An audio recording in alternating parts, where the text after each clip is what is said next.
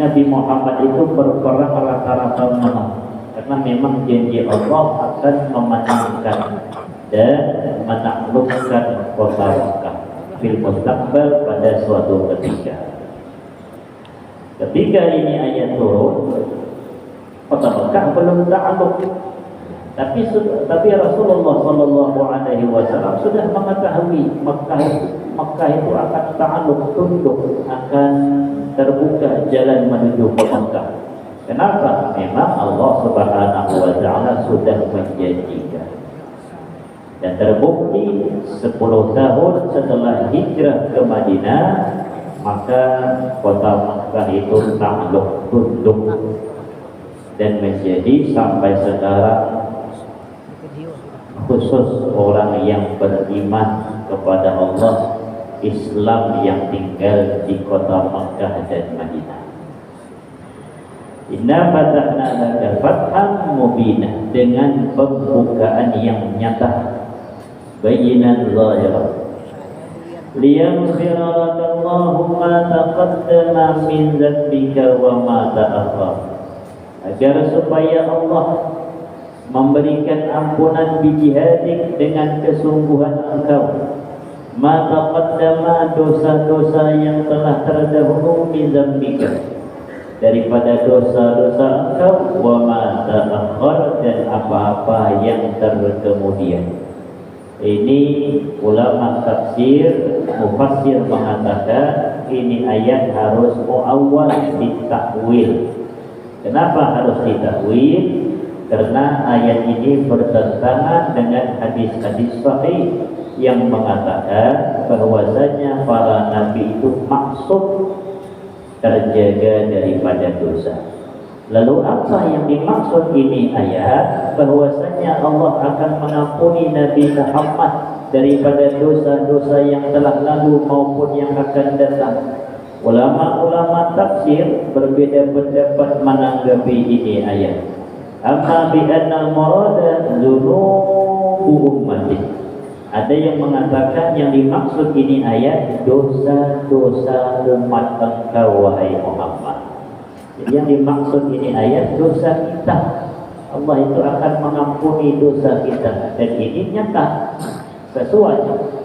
Bagaimanapun umat Nabi Muhammad ini banyaknya dosanya, selama ruhnya masih ada pada jasadnya, selama dia ingin bertaubat kepada Allah, Allah ampuni dosanya. Asal syarat-syarat taubat dilaksanakan. Kalau tidak dilaksanakan, ya tidak bisa, karena syaratnya ada. Apa syarat-syarat taubat? Ulama berbeda pendapat, tapi kebanyakan ulama mengatakan harus menyesal dengan apa yang diperbuat.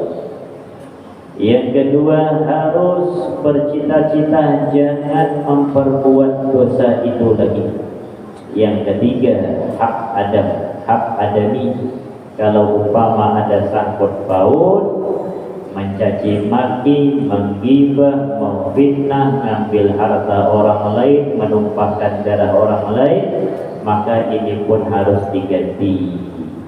Baru selesai. Aku sudah minta maaf, dia tidak mau memaafkan. Sudah ku ganti yang ku ambil, bahkan ku lebihkan, malah dia masih belum memaafkan. Lalu bagaimana? Urusannya kepada Allah.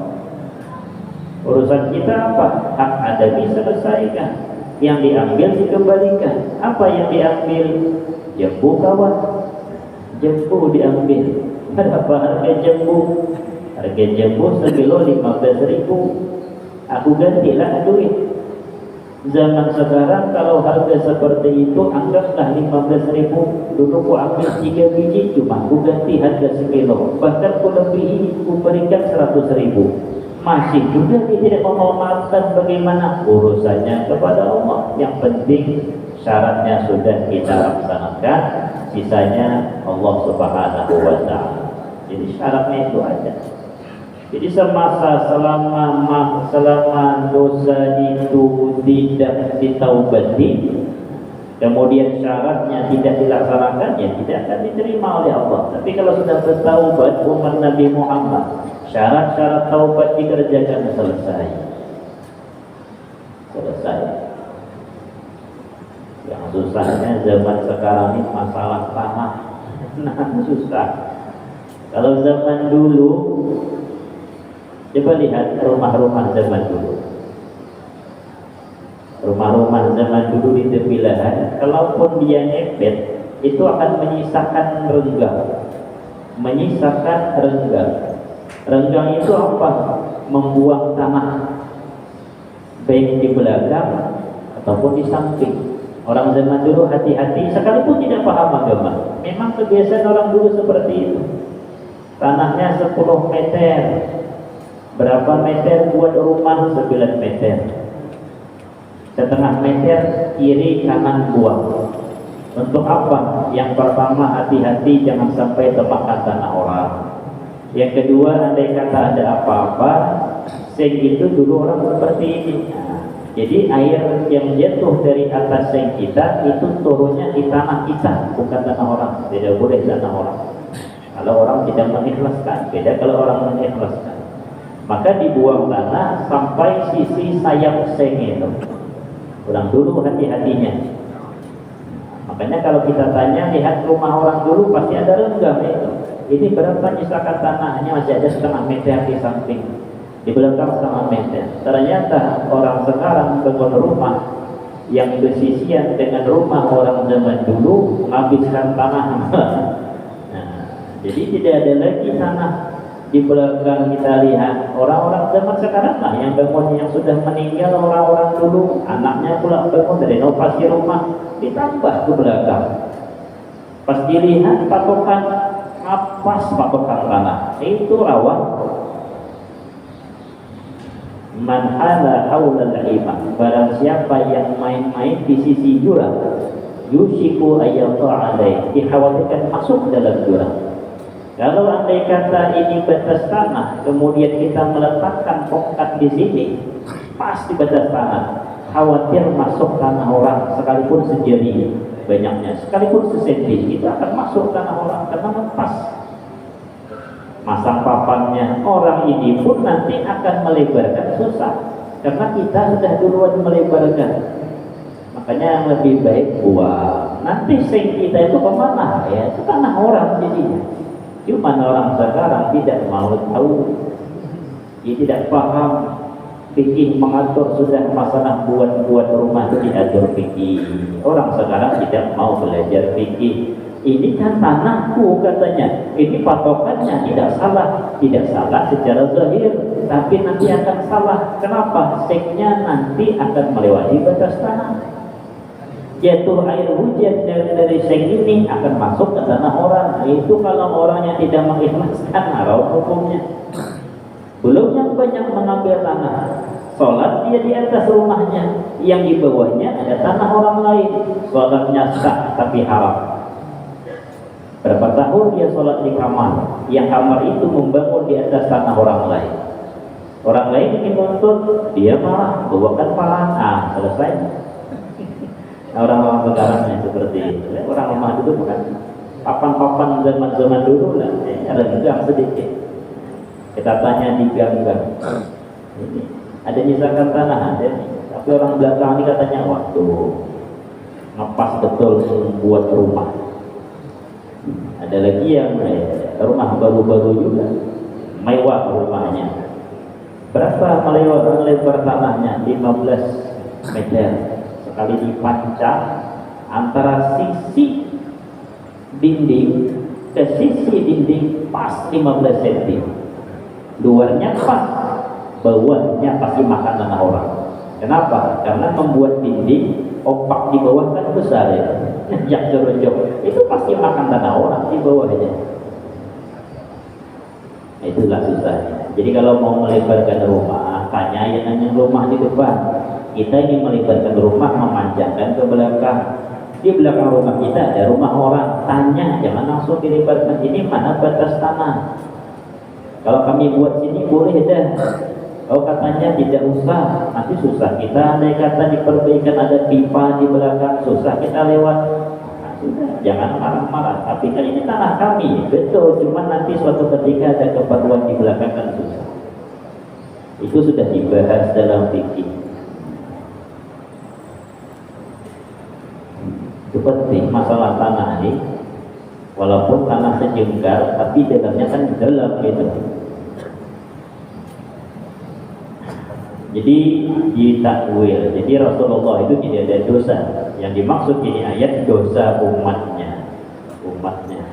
Huwa min babi hasanatil abrar sayyi'atul muqarrabin, atau ini termasuk daripada bab kebaikan-kebaikan orang yang terpilih itu masih buruk menurut orang-orang yang muqarrabin. Wa yutimma ni'matahu 'alaika wa yahdiyaka siratan mustaqimah, dan Allah akan menyempurnakan nikmatahu, nikmatnya Allah, ai in'amahu, 'alaika kepada engkau wahai Muhammad, wa yahdika, dan akan memberikan petunjuk kepada engkau siratan mustaqimah, jalan yang lurus, ay yusabbituka 'alaihi wa huwa dinul Islam. Apa jalan yang lurus? Ialah agama Islam. Wa yansurakallah, dan Allah akan menolong engkau wahai Muhammad nasran azizan, dengan pertolongan yang nyata, yang kuat, da'izid la zulla ma'ahu, pertolongan yang agung, mulia, tanpa ada kehinaan. Ada orang itu dapat pertolongan tapi hina, nah, itu tidak enaknya. Bisa dapat hutang dengan kawan, bisa dapat hutang, aku kepepet nih, kata kawan, ayolah berapa, 1 juta, tapi belikan rokok dulu. Nah itu dia dapat hutang, pertolongan tapi hina. Di mana hinanya? Disuruh orang jadi pembantu, jadi budak dulu. Nah iyalah, nanti aku kasih hutang 1 juta, belikan rokok ke warung dulu, rokok, nasi bungkus, teh, ini duit langsung lah.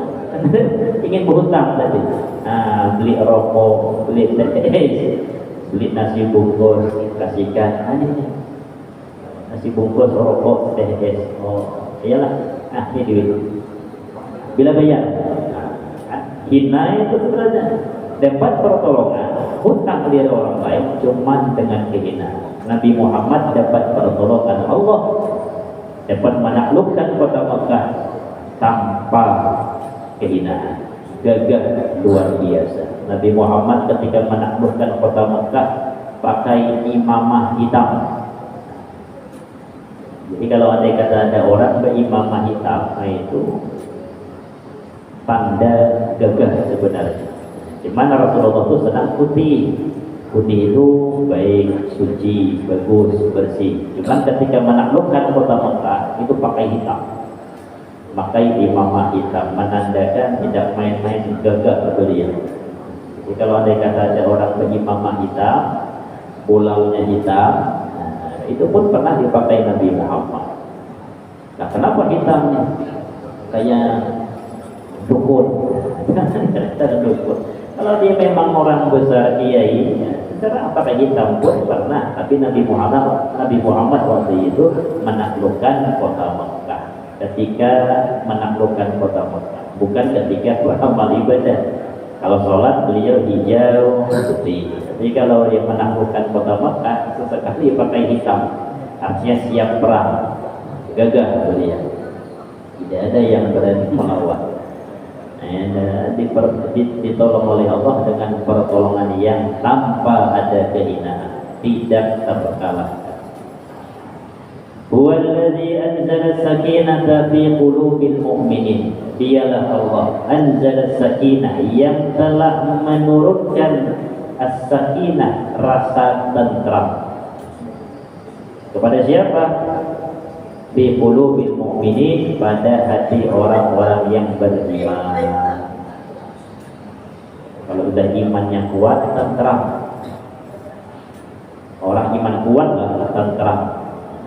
Maka bagaimanapun orang sudah beriman kepada Allah, masuk Islam, beriman, itu bagaimanapun disiksa oleh keluarganya, tidak akan kembali kepada agama sebelumnya. Lihat sahabat seperti itu. Nah, kenapa sanggup? Hatinya tentram dengan Islam. Allah yang menurunkan sakinah, merasa nyaman dengan Islam. Maka bagaimanapun tidak akan kembali kepada agama menyembah berhala. Termasuk kita, termasuk wali Allah, orang yang imannya kuat setingkat para aulia Allah. Ada bingung menghadapi dunia, pinang mahal kah, murah kah, sama aja. Cuman mereka memikirkan rakyat, masyarakat, umat dipikirkan. Sian pinang murah, umpama itu pinang murah. Nah, cuman pikiran ini bukan mikirkan diri sendiri, mikirkan umat. Orang gak dapat duit, kasihan umat Nabi Muhammad. Sendiri ini jadi pikirkan. Kenapa? Hatinya sudah tenang. Paham yang memberi rezeki adalah Allah, yang memahalkan bina Allah juga, yang memurahkan bina ya Allah juga. Imannya kuat.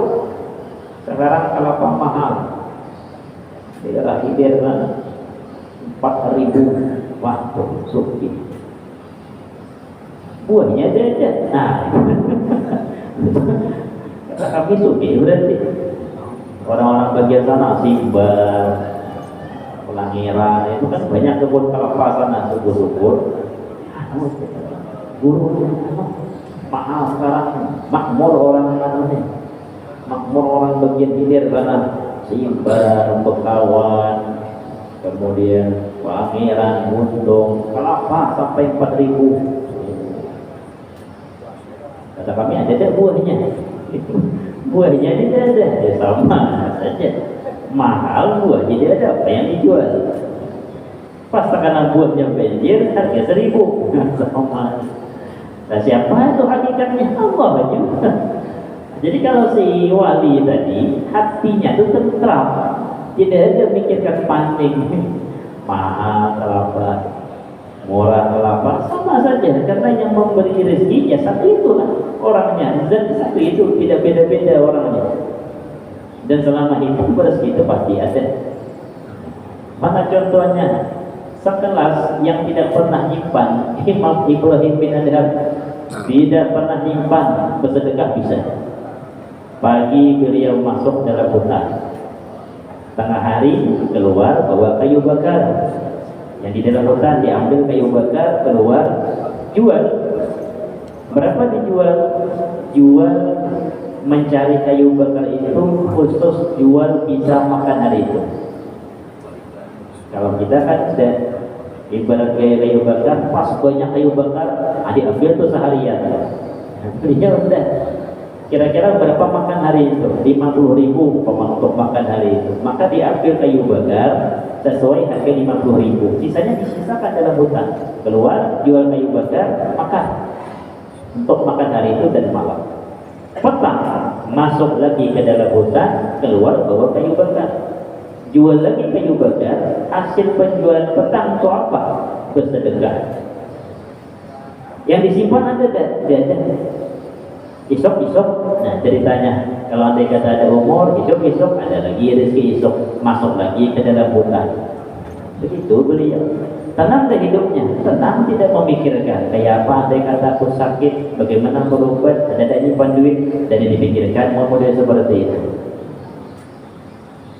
Karena imannya kuat. Yang memberikan penyakit satu zat itu, yang memberikan rezeki ya zat itu, tidak ada yang lain. Allah itulah sudah. Tidak menyimpan, tenanglah hidupnya. Yang menyimpan, gelisah hidupnya. Kenapa? Takut dimaling orang. Nah ini susahnya. Nah dirinya jadi simpan, takut pula dimaling orang, dimasukkan ke dalam berangkas, dikunci, buat nomornya agak susah diingat. Pasti diingat, nah selesailah, tidak bisa buka berangkas. Nah, ada yang masuk ke dalam bank, miliaran duit di dalam bank. Yang untung siapa? Orang bank.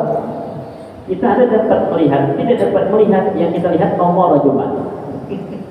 Oleh karena itu sebagian ada yang tidak mau masuk dalam bank duit. Apa artinya dalam bank duit?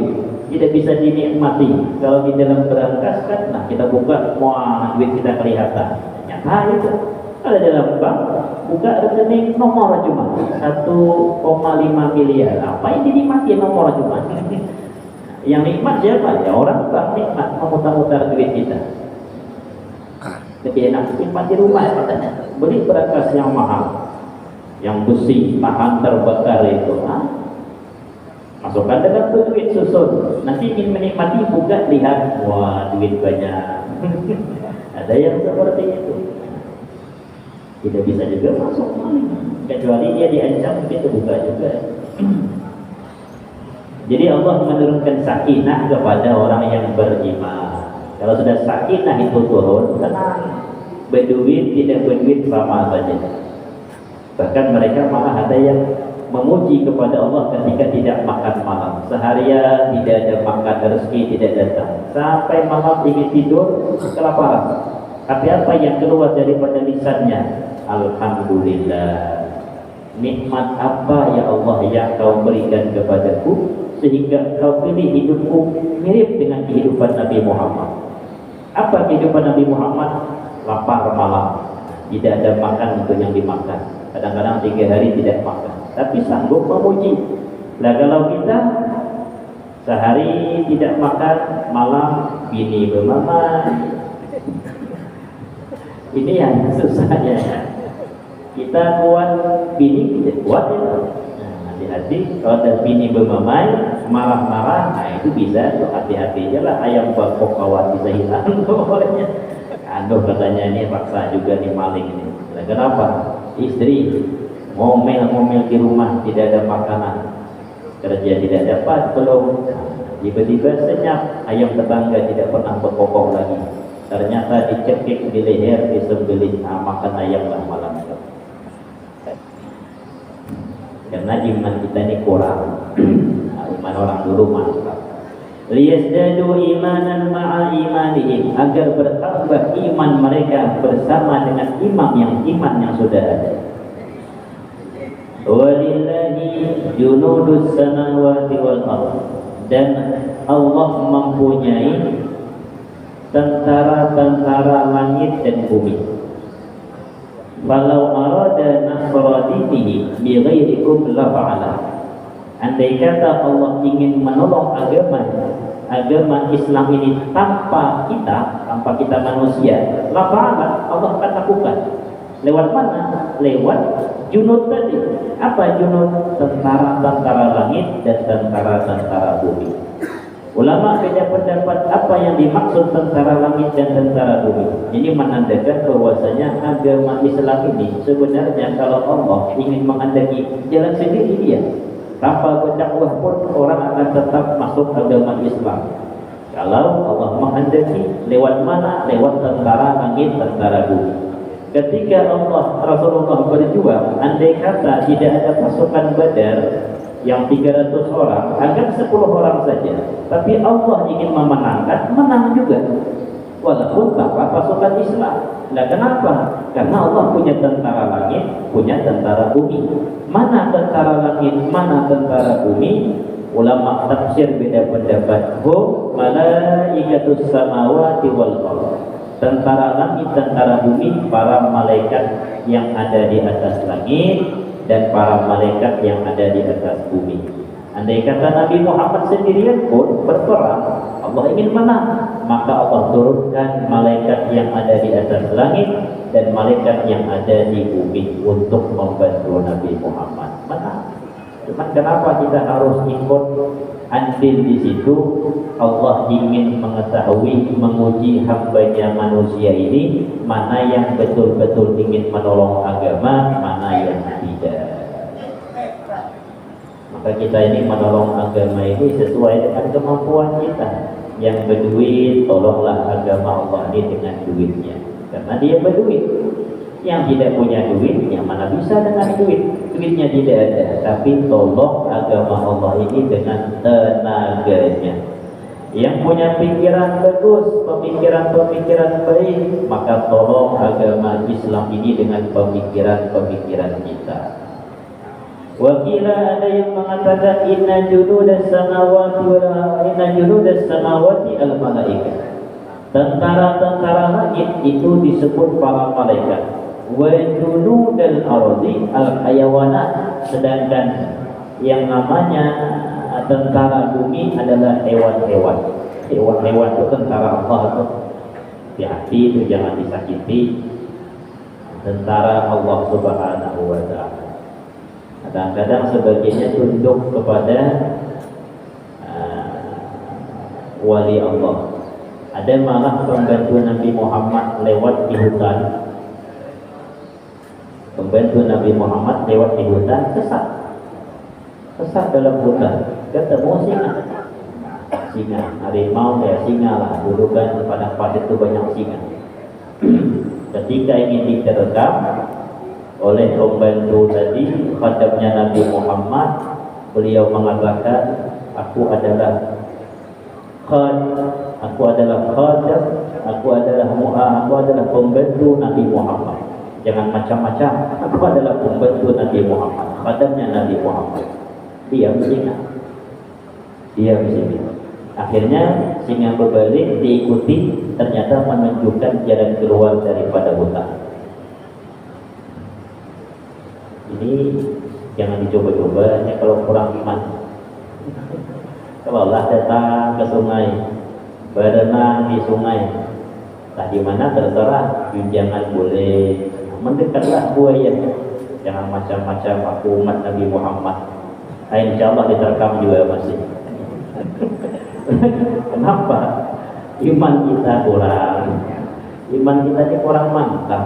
Mengatakan itu ragu mengatakan. Kalau sudah kepepet itu, tapi biasanya kalau kepepet mantap biasanya. Kalau kepepet, kalau belum kepepet belum biasanya. Kalau kepepet mantap biasanya. Jangan macam-macam. Aku adalah pembantunya Nabi Muhammad, khadam Nabi Muhammad. Dia singa. Karena sudah mantap, ada lagi rasa takut. Kalau masih ada rasa takut, lebih baik jangan dicoba-coba. Wakila ada yang mengatakan inna junudas samawat mislus sawaqiq. Ada yang mengatakan tentara-tentara Allah yang ada di atas langit ialah petir. Petir itu tentara Allah. Kalau Allah ingin menghancurkan suatu kaum, Allah perintahkan petir itu sambar selesai. Wasihah wal hijarah, batu-batu yang jatuh itu tentara Allah. Kaum siapa? Kaum Samud yang dijatuhi batu dari atas. Hujan batu, bukan hujan batu es yang halus tuh. Dan hujan batu es yang halus itu kadang-kadang pecah pada mobil. Hati-hati juga. Ini hujan batu besar. Wa junudul ardh misluz zalazil. Sedangkan tentara Allah yang ada di bumi ialah gempa. Wal gharq, ombak besar, itu tentara Allah. Wa kullun sahihun, seluruhnya benar. Ingin mengatakan tentara Allah di atas langit, dikatakan petir boleh, dikatakan malaikat boleh. Tentara Allah di bumi, ada yang mengatakan hewan boleh, ada yang mengatakan gempa bumi boleh, ada yang mengatakan malaikat boleh. Seluruhnya benar, tapi bukan manusia, karena manusia ini adalah hamba Allah. Kalau tanpa manusia pun Allah ingin memenangkan agama Allah, menang. Cuman kenapa kita disuruh berjuang? Allah ingin menguji kita, mana yang sungguh-sungguh membantu agama Allah, mana yang tidak. Jadi Allah mempunyai tentara. Junudus samawati wal ardh, tentara yang ada di atas langit ada, tentara di bumi pun ada. Wa kana Allahu aliman hakimah, dan Allah Subhanahu wa ta'ala haliman hakimah, maha aliman hakimah, maha mengetahui dengan makhluknya, hakimah, maha bijaksana fi sunnihi, dalam perbuatannya, dalam ciptaannya. Ciptaan Allah ini bijaksana sudah. Wa kullun muyassarun lima khuliqa lahu. Tiap-tiap itu dimudahkan untuk apa diciptakan. Maka kalau Allah ciptakan singa untuk sedangkan ciptaan singa itu makanannya adalah daging, maka Allah buat taring ada pada singa, Allah buat kekuatan ada pada singa, sehingga dengan kekuatan dan taring dia bisa memangsa untuk makan daging. Hewan yang Allah ciptakan bukan makan daging, maka Allah ciptakan hewan itu tidak punya taring, dia hanya punya gigi geraham dan gigi seri.